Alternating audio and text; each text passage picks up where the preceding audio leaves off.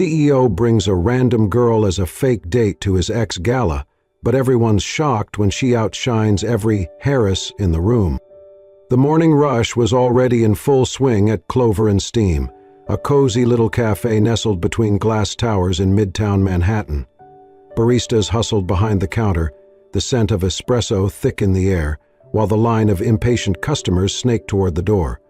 Rachel moved quickly between tables, balancing a tray of oat milk lattes and half-eaten croissants, her blonde ponytail swinging behind her. Her apron was smudged with coffee, but her movements were sharp, efficient.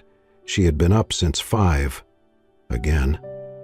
At table 3, a man in an overpriced coat was snapping his fingers in irritation.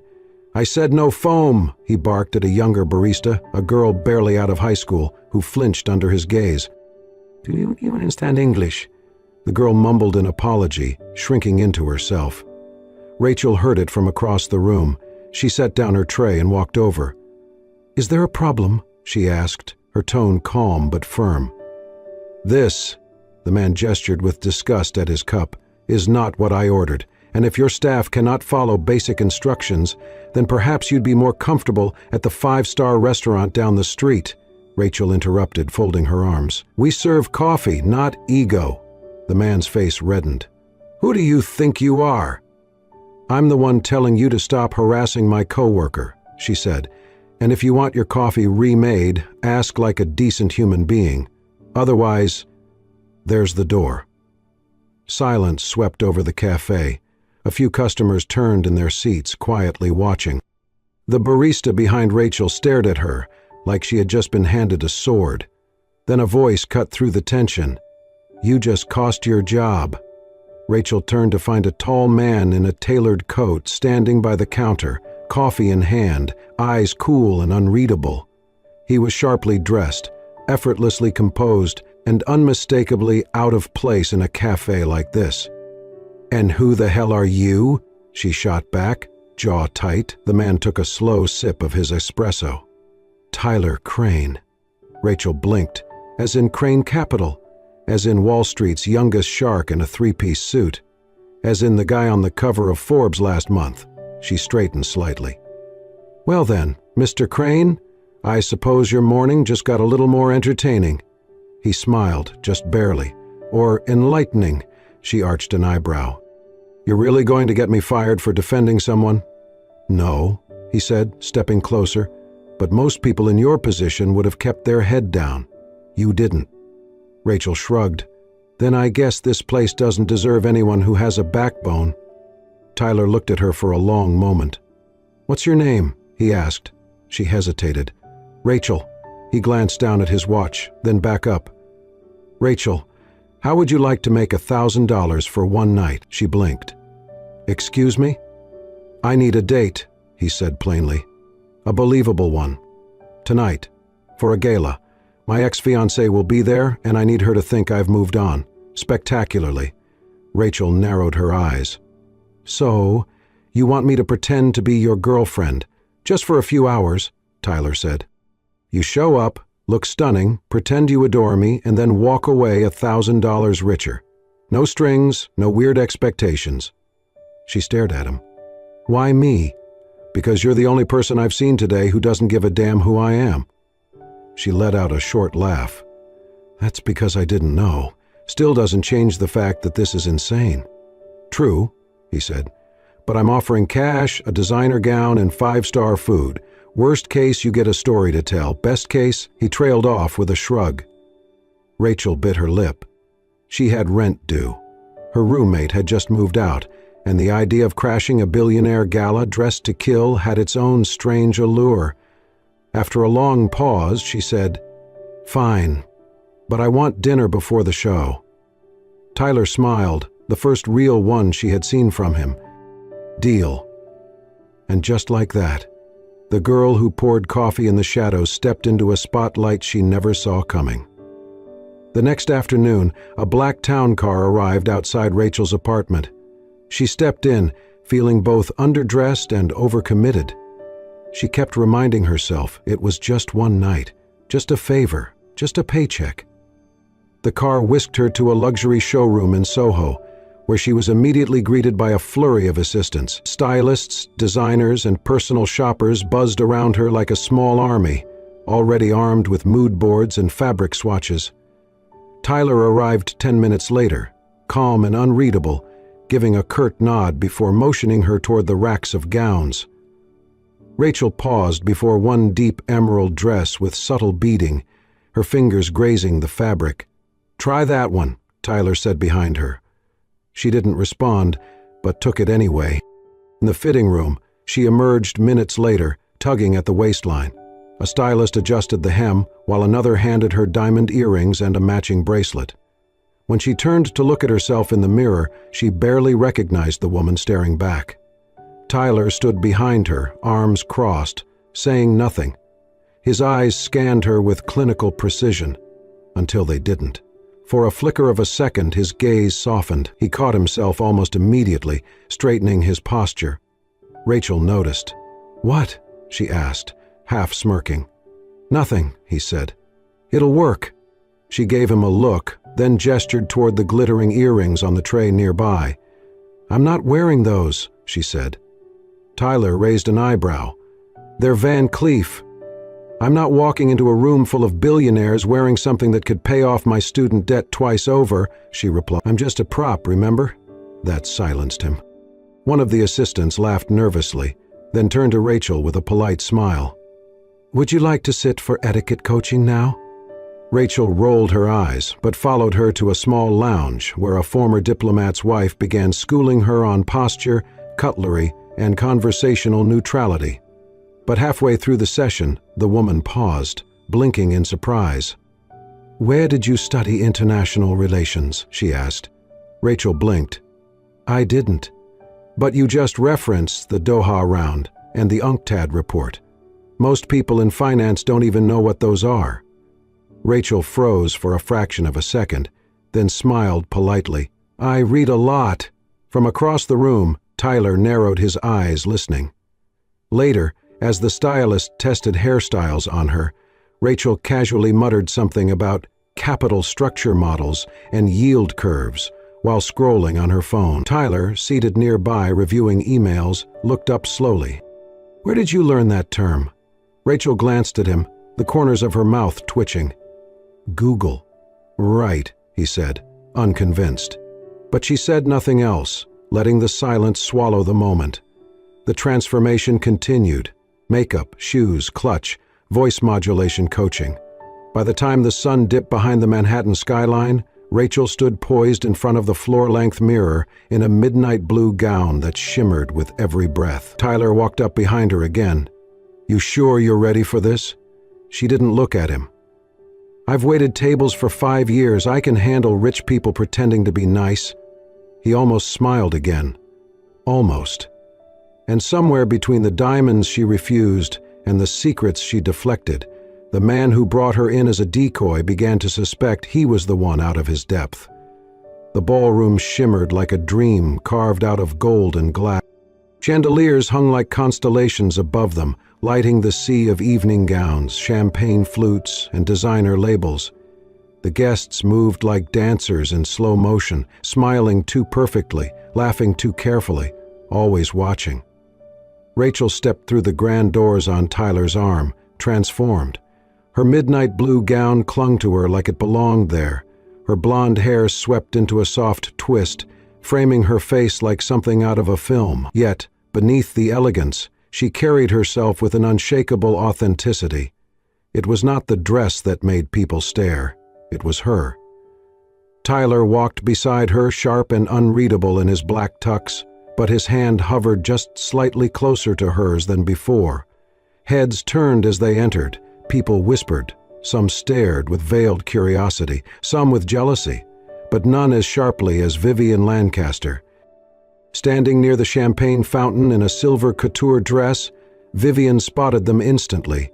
Her eyes narrowed, her lips curled into something between a smirk and a sneer. She was stunning. Perfect posture, perfect poise, and the kind of old dunny confidence that only came from generations of never hearing the word no. "Well, well," she said smoothly, approaching them. Her entourage of heiresses trailed behind her like silk shadows. "Tyler, I did not know you were bringing entertainment tonight." Rachel smiled politely, unfazed. "Lovely to meet you too." Vivian didn't miss a beat. "And what do you do, darling, aside from accessorizing millionaires?" Rachel tilted her head, voice honey smooth. "Mostly I study patterns of socioeconomic shifts in post-recession markets, but I dabble in accessorizing." Vivian blinked. The group behind her fell quiet. Tyler's eyebrow twitched. "I'm sorry," Vivian said with a laugh too sharp to be genuine. "That's a rather ambitious answer for someone who, I assume, is more familiar with latte art than economic theory." Rachel's smile widened just a touch. "Actually, I find latte art a fascinating metaphor for micro-level consumer behavior. Ephemeral, intricate, and completely subject to human mood. Sort of like hedge funds." A beat of silence followed. One of Vivian's friends coughed. Tyler glanced sideways at Rachel, his expression unreadable. Vivian recovered with a tight laugh. "Clever. But let's be honest, dear. This isn't really your world." Rachel stepped a fraction closer. "You're right. This isn't my world. But from where I'm standing, your world doesn't seem particularly hard to understand. Expensive shoes, thin smiles, and a chronic fear of irrelevance." Vivian's jaw tightened. Tyler turned fully toward Rachel, watching her now, not just with curiosity but with something dangerously close to awe. A man approached, one of the senior partners from a banking firm, offering Tyler his hand and glancing at Rachel with interest. "Care to introduce us?" Tyler opened his mouth, but Rachel stepped forward with calm confidence. "Rachel, pleasure to meet you, Mr. Baring. I've read your recent statement on ESG investment trends. Bold stance on sustainable returns, though I'd argue your third quarter projections were overly optimistic considering current energy sector volatility." Baring laughed, clearly impressed. "Well, someone's done their homework." "Always," Rachel said smoothly, accepting his handshake with grace. Tyler watched her maneuver through the room, seamlessly engaging with people 10 income brackets above her usual crowd. She spoke with poise, grace, and a quiet fire that refused to shrink in the face of privilege. Later, as they stood by the gallery of rare art acquisitions, Tyler leaned closer. "You said you were just a barista," Rachel sipped her champagne. "I never said just." "And you know about ESG reports and sector volatility?" "I read," she said simply. He studied her for a moment. "Who are you, Rachel?" She looked up at him, eyes calm but guarded. Someone who knows better than to show all her cards at once. He smiled, genuine, rare. In that glittering room of legacy names and diamond-draped illusions, Rachel had not just held her own, she had quietly, effortlessly outshone them all. Tyler stared at the monitor, the search results lined up in front of him like pieces of a puzzle he had not known he was solving. Rachel Crossman, not Rachel Carter, the name she had given at the gala. Crossman. His fingers hovered above the keyboard, the name triggering a faint memory, then clarity struck like lightning. Victor Crossman. The name was legendary in investment circles, a financial prodigy turned pariah. 10 years ago, Victor had headed one of the most respected private equity firms on the East Coast, until he backed out of a hostile merger with Lancaster Holdings at the last minute. Weeks later, a scandal erupted. Insider trading, market manipulation, regulatory breaches that had come from nowhere. His empire crumbled overnight. No charges ever stuck, but his reputation was annihilated. He disappeared from the public eye soon after, and now his daughter was serving coffee 3 blocks from Wall Street. Tyler leaned back in his chair, the silence of his office pressing in. Everything about her, the sharp wit, the command of financial language, the guarded look in her eyes, it all made sense now. He stood and picked up his phone. Rachel arrived at his office that evening wearing jeans, an old gray hoodie, and a guarded expression that matched the chill in her eyes. The glint of city lights reflected in the glass walls behind her as she stepped inside, clutching her backpack like a shield. She had not expected to hear from him again so soon, not after the gala. Not after the look in his eyes when she had left the ballroom and all its ghosts behind. "You wanted to see me?" she asked, crossing her arms. Her tone was neutral, but her posture spoke louder. Tense, wary, ready to bolt. Tyler stood near his desk, hands in his pockets, his face unreadable. He nodded once, motioning her in. "Come in. Close the door." She obeyed, hesitantly, the air between them thick with something unspoken. His voice was calm when he finally spoke, almost too calm. "I ran your name," he said.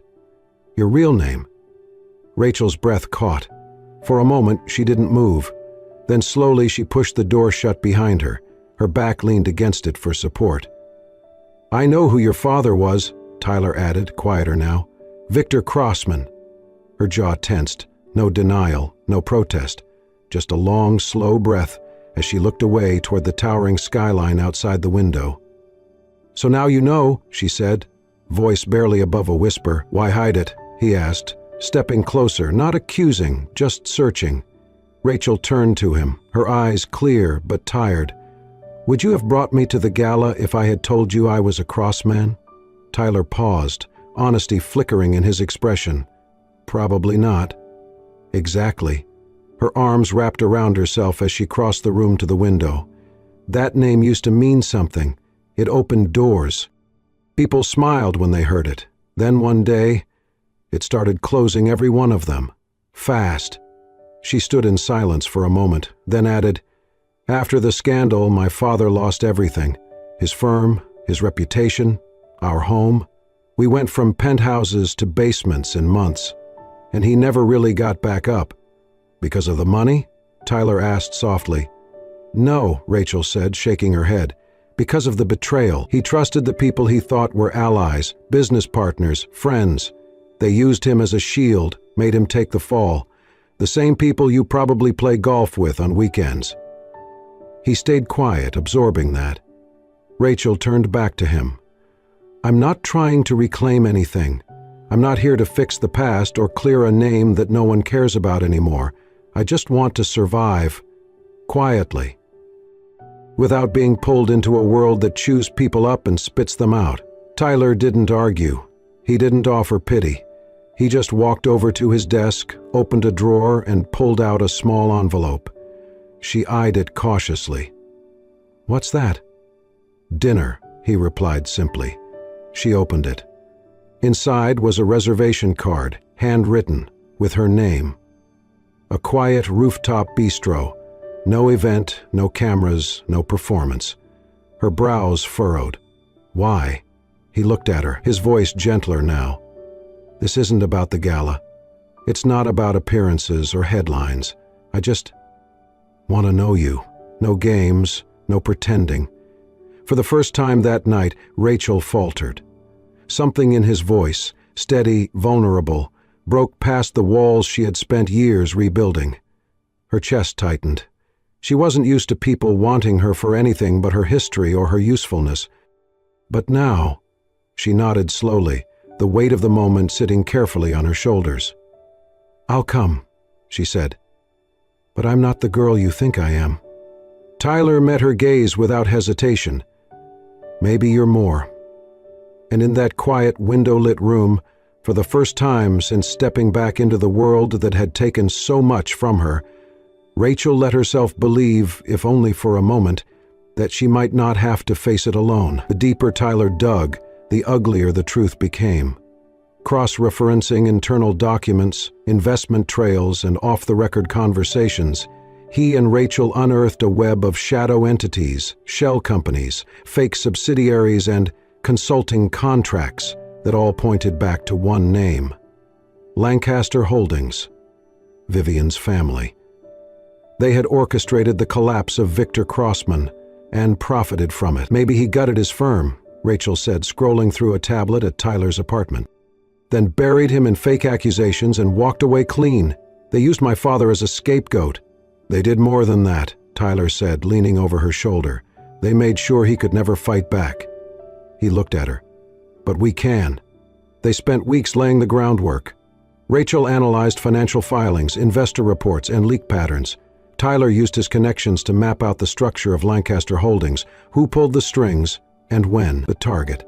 A high-stakes shareholders gala where Vivian's father would unveil a major merger opportunity, a facade for another asset raid. But this time, Tyler and Rachel would be ready. The plan was bold. Rachel would pose as a financial journalist to gain access to a confidential pre-gala briefing where the company's CFO, Grant Niles, would present sensitive data. The goal? Get into his unlocked phone, extract proof of collusion, and expose the paper trail connecting back to the Crossman collapse. "You'll have 3 minutes, max," Tyler warned. "If they catch you—" "I know," Rachel said, "but I'm done being afraid." The Lancaster Tower was all glass, steel, and arrogance.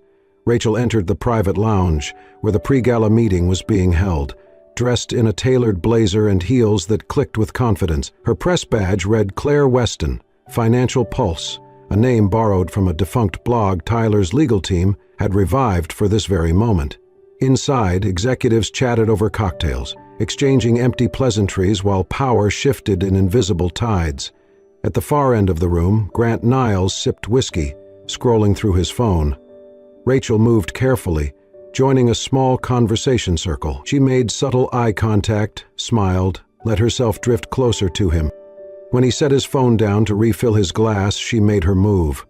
Sliding it from the table, she turned her body slightly away and activated the data siphon Tyler had installed in a modified flash drive.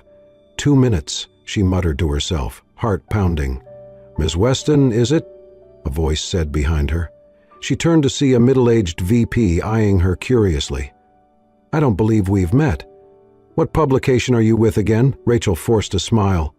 "Financial Pulse. We specialize in trend analyses and merger impact forecasting." The man blinked. "That site shut down years ago." Her stomach dropped. Grant Niles turned, and then chaos. Tyler burst into the room, disheveled, flushed, and staggering. "There you are, darlin'," he slurred loudly, stumbling toward Rachel. "You left me in the elevator with the pianist." Everyone turned. Tyler wrapped an arm around Rachel's shoulders, grinning like a man who had started drinking hours ago. "My fiancée," he announced proudly, planting a sloppy kiss near her cheek. "Can't take her anywhere without her flirting with finance nerds." The room chuckled awkwardly. Grant reached for his phone, but it was already back on the table. Rachel smiled tightly, playing along. "I was just networking, sweetheart." Tyler nodded, wobbling theatrically. "Networking, right. Time to go before you start explaining derivatives again." He steered her out of the room, weaving a little for effect. Only when they reached the elevator did he drop the act, voice low and sharp. "Did you get it?" Rachel opened her clutch and handed him the flash drive. "Every email, every transaction, everything." He looked at her, pride and something deeper flashing in his eyes. "You were perfect." She exhaled, her hand still trembling slightly. "Let's bring them down." And for the first time since her father's name was destroyed, Rachel didn't just want justice. She was ready to take it. The lines had blurred. What had started as a performance now felt dangerously close to something real. Rachel could no longer tell where the act ended and where the truth began. The long glances that lingered a second too long, the shared silences that felt more intimate than conversation, the way Tyler's hand would sometimes brush against hers, gentle, accidental, but not unintentional. Each moment chipped away at her carefully constructed boundaries, and yet the echo of how it all began still haunted her, because everything between them had started with a lie. She sat beside him in the back of the car, the night silence pressing in. In her lap, the decrypted files from Grant's phone glowed faintly on her screen, spreadsheets, emails, timelines of betrayal and manipulation. But her mind wasn't on any of it. Tyler, seated beside her, wasn't looking at the data. He was watching her. "You okay?" he asked, voice soft. Rachel didn't look up. "Tired," she replied, her tone flat. Tyler leaned back, one arm draped along the back seat, his voice lower now. "You know, you never have to pretend with me." She closed the laptop and turned to the window. The city lights blurred as they passed. "That's the problem, Tyler. I don't know when I'm pretending anymore." He didn't respond right away. Then, after a pause, he spoke to the driver. "Can you take a detour uptown?" Rachel looked over, curious but too tired to ask. 20 quiet minutes later, the car pulled up outside a small, gated cemetery tucked behind a wrought iron fence and a row of sleeping trees. The snow had just begun to fall, soft, slow flakes drifting down through the lamplight. "Come on," Tyler said gently, opening the door. She followed him silently through the narrow paths, boots crunching on gravel. The wind nipped at her cheeks. They walked past rows of headstones, some old and crumbling, others new and polished, and then he stopped. Rachel's breath caught before she even looked. Victor Crossman, her father's name, carved into clean, cold marble. She stepped forward slowly, kneeling, brushing away leaves and a thin layer of snow from the base of the stone. It was immaculate, but empty. No flowers, no notes, no sign anyone had come to remember him in a long, long time. Until now. Tyler reached into his coat pocket and pulled out a single white rose. He knelt beside her, gently laying it at the headstone.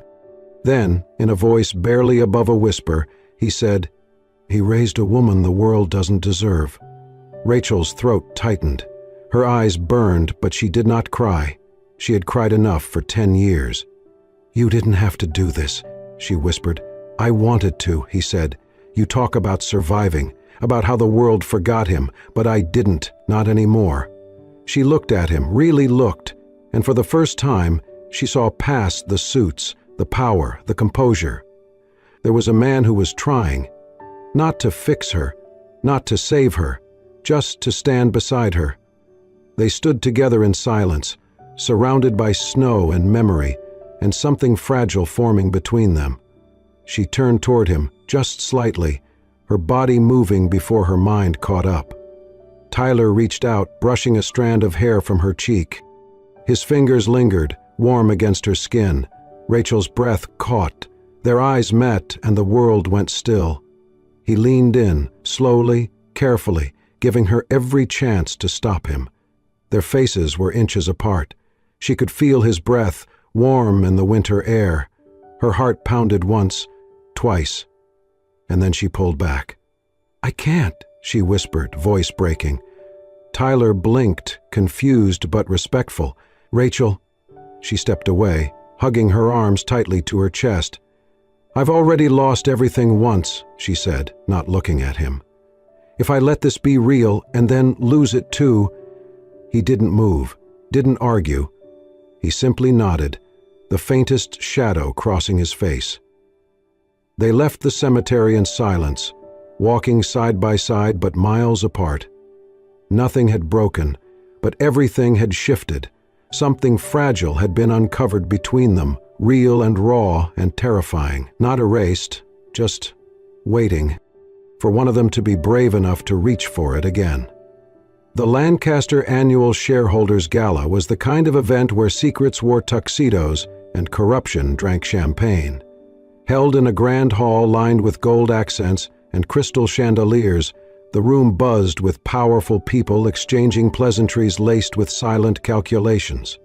Rachel walked in quietly, unnoticed at first, dressed in a sleek black gown, her hair pulled back in a soft wave. She scanned the room, trying to slow her heartbeat. Tyler had told her to come, but not why. All he said was, "Trust me." Then the MC called her name. "Tonight we have a special guest speaker, someone who represents the next generation of financial ethics and resilience. Please welcome Rachel Crossman." The room froze, heads turned. Rachel stood rooted to the floor for a heartbeat before she began to walk toward the podium, heels clicking against polished marble like a countdown. She caught Tyler's eyes across the room. He gave the slightest nod. He had done this. He had opened the door. Now it was hers to walk through. She reached the stage and took a breath. "Good evening," she began, voice calm but steady. "Some of you know me as someone new to this world. You might be wondering what I'm doing here. Let me answer that." She looked out across the sea of tailored suits and pearl necklaces. "My name is Rachel Crossman, I am the daughter of Victor Crossman." Gasps rippled. She continued, 10 years ago, my father was destroyed by a system he helped build, not by accident, but by design. He trusted the wrong people in this very room. And when he refused to play dirty, they made him disappear." She reached into her clutch and pulled out a slim tablet. With a single swipe, she connected it to the projector behind her. On the screen appeared financial records, internal emails, data leaks. Over the past several months, with help from some determined allies, I uncovered the trail, paperwork tying Lancaster Holdings and its associates to fraudulent shell companies, insider deals, and asset manipulation that deliberately targeted my father's firm. There was an audible murmur. Vivian stood slowly, face pale. "This is outrageous." Rachel turned to her, eyes calm. "You might want to sit down, Vivian. The SEC is already reviewing the data, and your family's name is on every transaction." Vivian looked at her father, who was already stepping away, whispering furiously into his phone. Rachel turned back to the audience. "This isn't about revenge. It's about truth. My father died with the world believing he was a failure. Tonight, that lie ends." She stepped away from the podium. The room exploded. Cameras flashed, reporters surged forward, investors whispered, argued, panicked. Tyler met her at the side of the stage. "You did it," he said. Rachel nodded, her breath shaking. "We did it." Within hours, the headlines hit every major outlet. Heiress exposed billion-dollar scandal. Lancaster Holdings under federal investigation. The stock dropped by 12% overnight. And Rachel Crossman was no longer just the girl from a coffee shop. She was a storm the world had underestimated and remembered. In the weeks that followed the scandal, Rachel's name lit up every news feed in finance. She was hailed as fearless, brilliant, and, most of all, impossible to ignore. Job offers flooded in from firms eager to claim the rising star who had taken on a giant and won. She declined them all. Instead, she spent time in quiet reflection, rebuilding her peace, mourning her father in a way she never had time for, and trying to understand what it meant to finally be free of hiding. One afternoon, Tyler invited her to the Crane Capital headquarters, not to talk about business, but to show her something. He walked her into a sleek, glass-paneled office with a view of the skyline. The name on the door hadn't been printed yet. "Is this—" she began. "Yours, if you want it," he said. "Strategic partner. You'd help shape every major acquisition. You wouldn't work for me, you'd work with me." Rachel turned to him, unsure. "Why me?" He stepped closer. "Because I've watched you walk into rooms and change the energy. Because you're not afraid of truth. And because, Rachel, no one else has ever made me want to fight for something more than the next deal." She hesitated, then nodded. "Okay, but only if I get the better view." He laughed softly. "Deal." That evening, he walked her to the rooftop garden above the office. The city glittered below them. The air was crisp, quiet. Tyler reached into his pocket and pulled out a small box. She blinked. "Is that—" "Eh?" "Not a proposal," he said gently. "Not yet." He opened it to reveal a simple silver ring with a single engraved word inside. Real. This time he said, "No pretending. I don't want a fake date. I want the girl who walked in and turned my world upside down." Rachel's breath caught. She reached for the ring, sliding it onto her finger. "I'm not going anywhere," she said, "but I'm still not wearing Van Cleef earrings to coffee." He smiled, drawing her close. "Then I guess I will have to adjust." 3 months later, another gala, another ballroom full of money and power and whispers. But this time, the whispers were different. "Is that her? She's the one who brought Lancaster down." Rachel Crossman. No, Crane's new partner, the real deal. Rachel walked through the room in a deep burgundy gown, hand in hand with Tyler. Her presence radiated quiet strength. Not because 37 of what she wore or who she stood beside, but because of who she had become. They didn't see a girl from a coffee shop. They saw a woman who chose truth over fear. And this time, when Tyler looked at her, there was no calculation in his eyes, only certainty, only pride, only love. Not the performative kind, but the kind that grows from honesty, from battle, from real beginnings, together. And that was the story of a girl who was never meant to belong in their world, but changed it the moment she walked in. Rachel Crossman didn't just rewrite her father's legacy. She reclaimed her own voice. And in a world built on illusion, she reminded everyone watching that the most powerful thing you can be is real. If this story moved you, made you believe in second chances, quiet courage, and love that starts where lies end, please like, share, and most importantly, subscribe to Soul Stirring Stories. Here we tell tales that reach beyond the screen, stories of resilience, redemption, and the kind of love that stays with you. Until next time, keep believing in the unexpected, because sometimes the girl with nothing to lose, because the woman who has everything to give,